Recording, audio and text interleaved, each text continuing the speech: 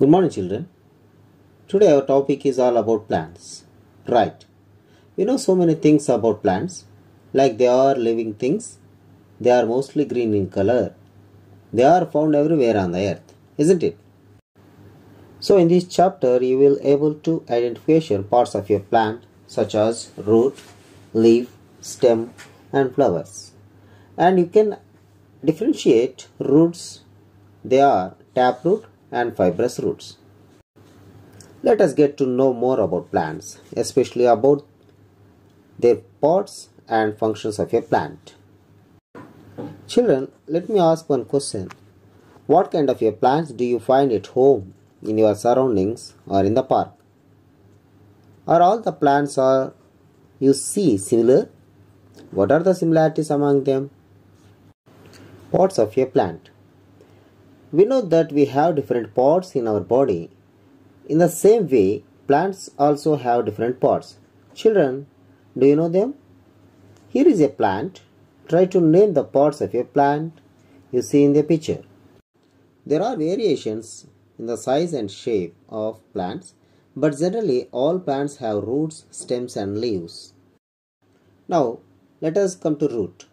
The underground part of the main axis of a plant is known as root. There are two types of root system in plants. Number 1, taproot system, and number 2 is fibrous root system. In the taproot system, how does the middle root look like? Compare this middle root with the remaining roots in the taproot system. Do you find any such main root in fibrous root system? How are the roots of this plant? Do you find any other differences between taproot system and fibrous root system? Yes. By this we can understand that the taproot system consists of a single root called taproot, which grows right down into the ground, and the smaller roots called as lateral roots arise from the taproot. However, fibrous root system consists of a cluster of roots arising from the base of the stem. They are thin and uniform in size. Children, do you know about modification of roots? Some plants store food in their roots and stems. Some plants like radish, carrot, beetroot store food materials in their roots. These roots bulge out and are called tuberous roots. In order to perform some additional functions, in some plants roots grow above the ground. Such roots are called aerial roots. They give additional support to the plants like banyan tree, sugarcane and maize. They are helpful in respiration in mangroves. Stem. The aerial part of the plant body above the ground is known as the shoot system. Main axis of the shoot system is called the stem. The shoot system consists of stem, leaves, flowers and fruits. The stem grows above the soil and it grows towards the sunlight. It has nodes and internodes.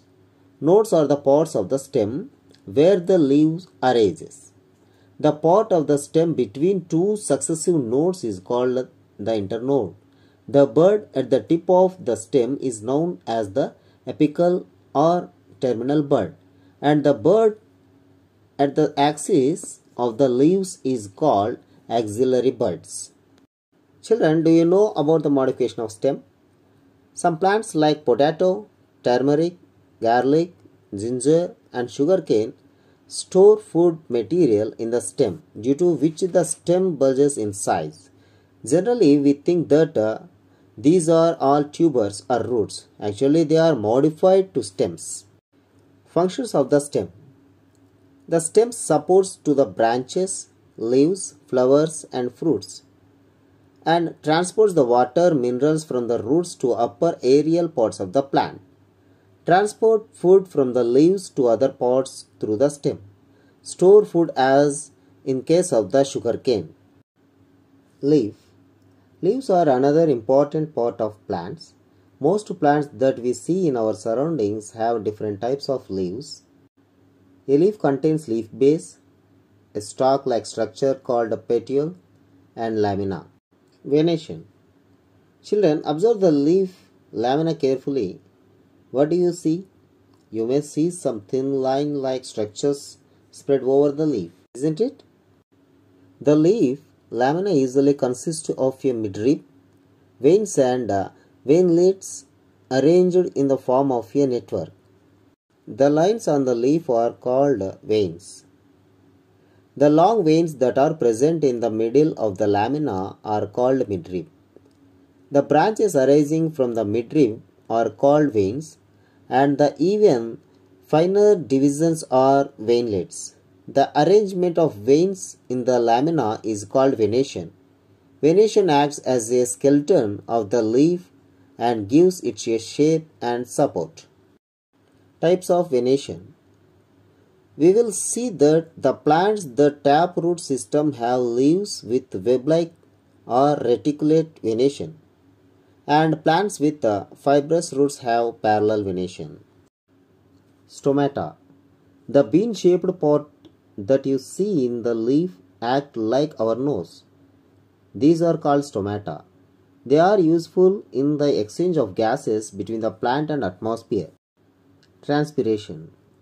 In this picture, plants releases excess of water in their body through stomata and some other parts as well. This process of releasing water in the form of vapor by leaves is called transpiration. These vapors condense and are seen as droplets in the polythene bag. Think what will happen if transpiration does not take place in plants. And another leaf function is the preparation of food for the plant by the process of photosynthesis. Functions of the leaf. Leaves play an important role in the life of plants. They are help in the respiration, carry out transpiration, prepare food by the process of photosynthesis. Children, do you know about potikalu? Potikalu is a traditional food of Konaseema of Godavari district.